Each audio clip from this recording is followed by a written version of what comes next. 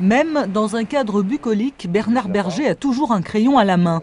Depuis 2 ans, il travaille sur un projet, créer une série de dessins animés en langue kanak. Objectif, faire découvrir à tous les différentes langues vernaculaires via des contes. L'idée est ambitieuse, le propos citoyen. Le dessinateur veut ainsi contribuer à donner vie au destin commun. Et en fait, faire en sorte que nos enfants à la télévision puissent voir des dessins animés en langue kanak et être fiers et de dire c'est notre télé. Et que sur Internet aussi circulent voilà, des images, des choses comme ça qui soient en fait bien de chez nous et donc du destin commun. Un premier film a déjà vu le jour, son titre, Les aventures de Timek et Caillou. Aujourd'hui, il le fait découvrir à Carmen. Ce soir-là, le papa de Timek annonça: je pars m'occuper de la pirogue, mon fils. Attends-moi ici. C'est très mignon.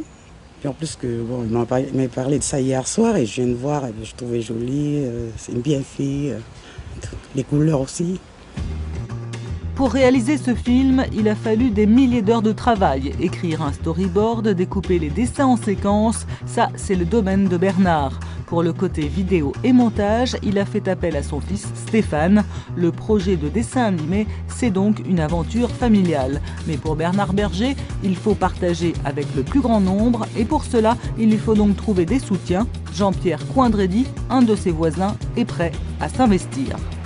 C'est très important pour Bernard. Moi je pense que comme il parle de destin commun, la langue est universelle. Ça ne s'arrête pas devant notre porte, ça va plus loin que ça. Mais déjà commencer par nos enfants.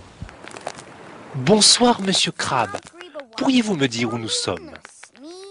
Muni de Timek et Caillou comme bande-annonce, Bernard Berger va donc s'atteler à convaincre les institutions et entreprises que ces dessins animés sont des supports concrets pour le mieux vivre ensemble.